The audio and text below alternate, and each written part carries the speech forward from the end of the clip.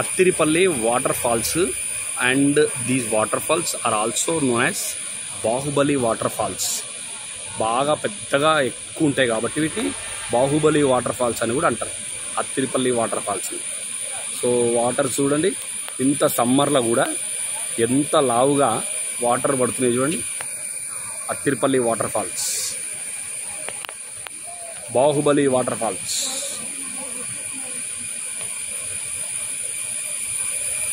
ఈ బాహుబలి